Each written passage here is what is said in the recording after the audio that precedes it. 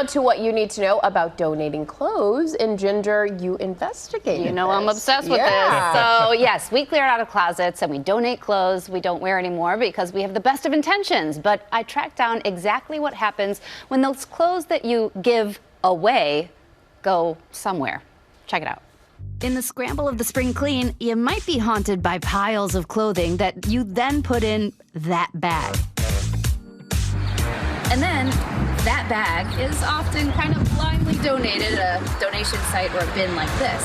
But what we learned is that most of the clothing that's going in there is not staying in the United States.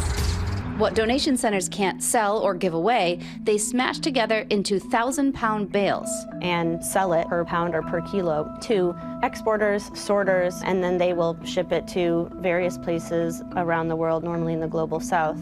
The United States exports the most secondhand clothing in the world, 2 times the amount that China exported in the latest data from 2019. Most of our hand-me-downs are exported to Latin America and Africa.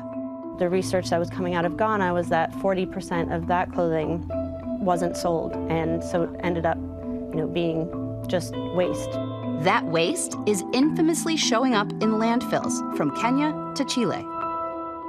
I've been painfully aware of all of that for years, and the last thing I want is for my donations to end up in a landfill. So in my closet, it's not just one bag, but many bags that are supposed to go to all the right places.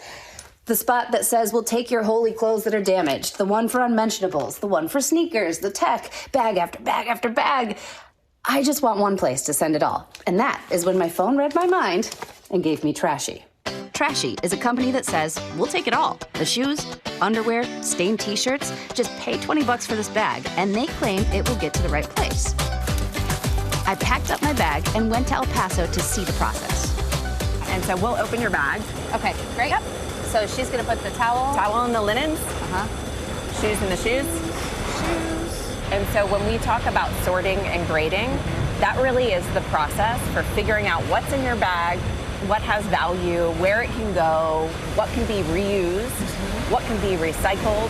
And so that is a really important part of the process for keeping things out of landfill. And is that not happening after we donate to a regular place? I mean, the reality is that different donation centers have different priorities. And so globally, we throw about 85% of textiles into landfill.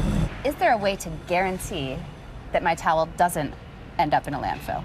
There is no way to 100% guarantee that at some point it won't end up there. The thing that we do to guarantee it won't end up in a landfill soon is making sure it's the right quality, the right market, the right price for that market. And companies like Retold and Subset are doing the same. The secondhand market has taken a lot of heat for those landfills lately, but fashion and environmental experts say they're not the problem. Are they a bit of the unsung hero? There's no magical place that they're able to put these garments, so it's still going places, but I feel like the blame is pinned on them when the blame should be the industry that is producing them to begin with. It's all about the consumption. And it's important to remember that there are still great places to donate because not only do they resell clothes, they also provide employment and resources for your community. So a Goodwill or a Salvation Army often does both things, but they really just have too many clothes. The U.S. exported more than 150,000 tons of clothing in 1991. Less than 30 years later, we're sending away more than 5 times that. It's huge. The bottom line is that there's too many clothes in the world, and we really don't need to produce them or consume them. So what should we do? Yeah, I think reduce consumption immediately. It is June, so Remake Our World is a group that I joined 3 years ago. I stopped buying new clothes, and I have focused on consignment only or renting if I need to.